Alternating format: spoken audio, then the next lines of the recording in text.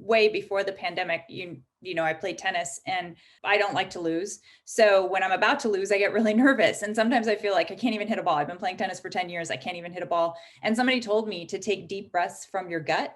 I've implemented that and I've been calm, been able to, hit a ball and just not be so caught up in my head. Sometimes just the simplest breathing exercise can actually make a big difference. I was very surprised to learn that. I felt like, implementing this in more important situations than losing a tennis match will also be helpful. But, like I said, it's important at the time. What's interesting about it is those things are important to us, and that's resiliency. So when you talk about, hey, how do you develop resiliency? Some of it is, what do you love to do, right? And then how come, you may not be putting attention there, right? Yeah. Or how do you weave that in? And so, yeah, when you say, hey, this works for me when I'm about ready, to lose, or I think I'm going to lose. Maybe you're not even close to it, right? But it's that perception, and how we feel about things is so skewed by our perception, right?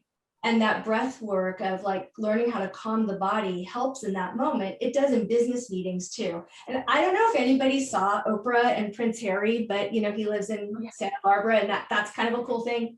The big clip all over social media has been that he's doing this EMDR butterfly tapping, right? I don't know about you, Lisa, but I can't imagine sitting in a business meeting doing this when I'm feeling really nervous or anxious or somebody's making me angry.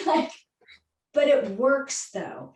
And so that's the brilliancy of it. And that's an EMDR technique, and it works brilliantly. But you can do that if you just try it on your thighs while nobody's looking on camera, right? And just go back and forth nice and slow and very rhythmically. You'll notice that your breath calms down, your body starts to calm down. And so we can do this butterfly tapping without anybody knowing that it's happening to calm down. And it's my favorite trick to teach kids when they're in school and they're nervous, right? When they have to read out loud, or if they're, having a really hard time with their peers, they can do that on their knees under their desk and nobody knows. That's resiliency, right? So the way we think about things, how we hold it in our body, what do we do for fun to try and get out of our own head, right? And get out of our own way. How do we do resourcing? And so this butterfly tapping is a way to resource.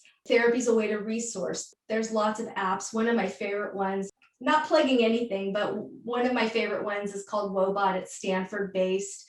It's interactive. So it's a fantastic mental health robot that talks to you, and it, so Lisa, how are you doing today? And you're like, not well. Oh, I'm sorry to hear that. And like, you have this great interaction, but it's all cognitive behavioral skills, and it works, and it's free, and it works well. So there's stuff out there. All of these things, I think, develop resiliency. Support. Do you have support? Are you close to your family or friends? Lisa is like one of my biggest support systems. It's sort of all encompassing, and it's holistic. For some people, that includes their spirituality, right? Or church. For other people, it includes their networking groups, right? Or going out and playing tennis and having those social interactions with your friends, right? So all of those things develop resiliency.